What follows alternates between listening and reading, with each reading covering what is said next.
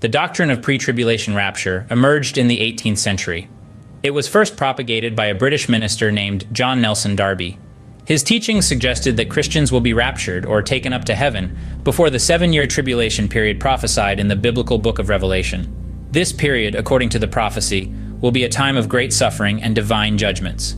In contrast, the post-tribulation perspective has deeper historical roots. Some of the earliest church fathers, like Irenaeus and Justin Martyr from the 2nd century, hinted at a belief in Christians enduring the tribulation. This view posits that the rapture will occur after the tribulation period, meaning believers will endure this time of hardship before being taken to heaven. Now let's summarize the main points. The pre-tribulation view suggests a rapture before the tribulation, providing believers with deliverance from the prophesied hardships. On the other hand, the post-tribulation view sees these hardships as a trial that believers must endure before their eventual deliverance. But which argument aligns more closely with biblical teachings? Many pre-tribulation proponents point to verses like 1 Thessalonians 5:9, which says, "For God has not destined us for wrath, but for obtaining salvation through our Lord Jesus Christ." They interpret this as a promise of escape from the tribulation.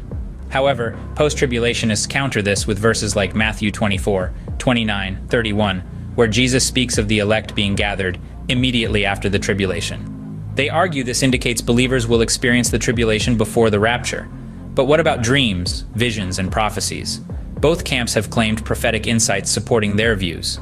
However, it's crucial to remember that interpretation of dreams and visions can be subjective, and prophecy should always align with biblical truths. So, where did these arguments originate? As we've seen, the pre-tribulation view is a relatively recent development, tracing back to the 18th century. The post-tribulation perspective, however, has roots in the early Christian church. In conclusion, this debate between pre-tribulation and post-tribulation is one that has spanned centuries, with each side presenting compelling arguments. The key to understanding lies in personal study, prayer, and discernment. After all, whether the end times are imminent or still a distant event, the true focus should always be on living a life of faithfulness, ready for Christ's return, whenever that may be.